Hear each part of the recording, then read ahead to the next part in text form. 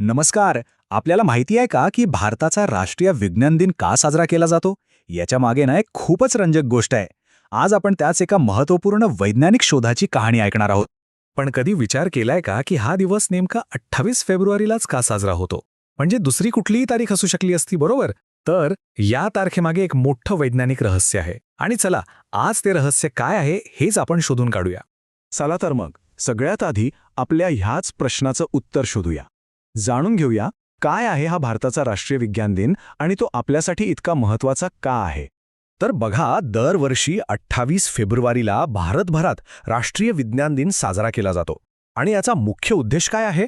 तर लोकांमध्ये एक वैज्ञानिक दृष्टिकोन रुजवणे, विज्ञानाची आवड निर्माण करणे. एक प्रकारे हा दिवस आपल्याला विज्ञानाचं महत्त्व पुन्हा एकदा आठवण करून देतो. आणि या दिवसाचं जे महत्त्व आहे ना, ते थेट जोडलेलं आहे एका महान भारतीय शोधाशी. तो शोध म्हणजे रमण परिणाम. हो, हीच ती तारीख आहे, 28 फेब्रुवारी 1928. याच दिवशी महान भौतिकशास्त्रज्ञ सर चंद्रशेखर वेंकटरमण यांनी रमण परिणामाचा शोध लावला होता. हा एक असा शोध होता ज्यांनी अक्षरशः विज्ञानाची दिशाच बदलून टाकली. पण आता प्रश्न येतो की हा रमण परिणाम म्हणजे नेमका आहे तरी काय? हे समजून घेण्यासाठी आपल्याला प्रकाशाचा एक गमतीशीर खेळ पाहावा लागेल. चला जाणून घेऊया या बदललेल्या रंगाचं रहस्य. आता बघा, जेव्हा प्रकाश एखाद्या पारदर्शक पदार्थातून जातो तेव्हा तो विखुरतो, म्हणजे पसरतो, हे आपल्याला माहीत आहे. बहुतेक वेळा काय होतं की हा प्रकाश आपली ऊर्जा किंवा तरंगलांबी म्हणजे वेव्हलेंथ न बदलता विखुरतो. या अगदी सामान्य प्रक्रियेला रेले स्कॅटरिंग असं म्हणतात. पण खरी गंमत तर पुढेच आहे. सर सी.व्ही. रमण यांनी काय शोधलं माहितीये? त्यांना असं आढळलं की विखुरलेल्या प्रकाशापैकी अक्षरशः लाखात एखादा कण त्या पदार्थाच्या रेणूंशी संवाद साधून आपली ऊर्जा आणि तरंगलांबी दोन्ही बदलतो. विचार करा, किती दुर्मिळ घटना आहे ही. आणि याच अत्यंत दुर्मिळ घटनेला रमण परिणाम असं नाव दिलं गेलं. तर मग ह्या दोन्हीमध्ये मुख्य फरक काय झाला? खूप सोपा आहे. बघा, रेले स्कॅटरिंगमध्ये प्रकाशाची तरंगलांबी म्हणजे वेव्हलेंथ तीच राहते, बदलत नाही. ह्या उलट रमण स्कॅटरिंगमध्ये ती बदलते. आणि वाटायला जरी हा छोटा फरक असला तरी ह्याच एका फरकाने विज्ञानात क्रांती घडून आणली. म्हणजे अगदी साध्या सोप्या भाषेत सांगायचं झालं तर रमण परिणाम म्हणजे काय? तर जेव्हा प्रकाश एखाद्या पदार्थावर आदळतो तेव्हा त्याचा रंग आणि त्याची ऊर्जा किंचितशी बदलते. बस इतकंच. पण हे जितकं सोपं वाटतंय ना, तितकं आहे नाही. कारण याचे उपयोग मात्र खरंच अफाट आहेत. चला तर मग पाहूया की प्रकाशाच्या या एका लहानशा बदलाचे किती अगणित उपयोग आहेत. असे उपयोग जे आपल्या दैनंदिन जीवनावरही परिणाम करतात. एक गोष्ट लक्षात ठेवली पाहिजे, हा परिणाम प्रत्येक पदार्थाला एक विशिष्ट केमिकल फिंगरप्रिंट देतो. म्हणजे काय?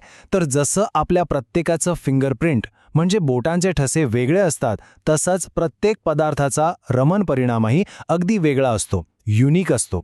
आणि याच केमिकल फिंगरप्रिंटमुळे याचे उपयोग इतके आहेत की कल्पनाही करता येणार नाही.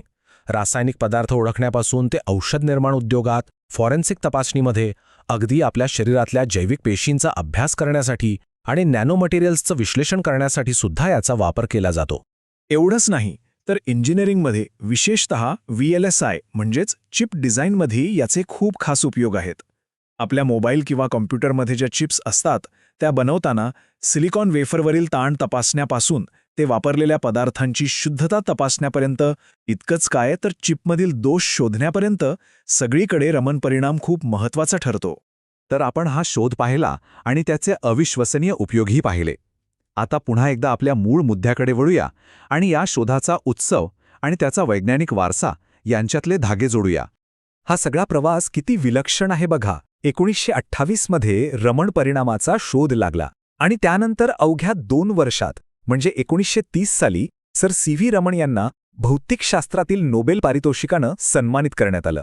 आणि आज आपण तोच ऐतिहासिक दिवस म्हणजे 28 फेब्रुवारी राष्ट्रीय विज्ञान दिन म्हणून साजरा करतो.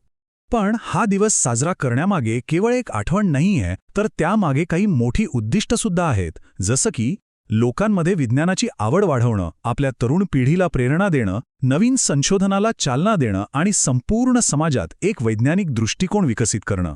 चला तर आत्तापर्यंतची सगळी माहिती एकदा थोडक्यात आठवून घेऊया. रमण परिणाम म्हणजे प्रकाशाची ऊर्जा बदलून विखुरण्याची एक क्रिया.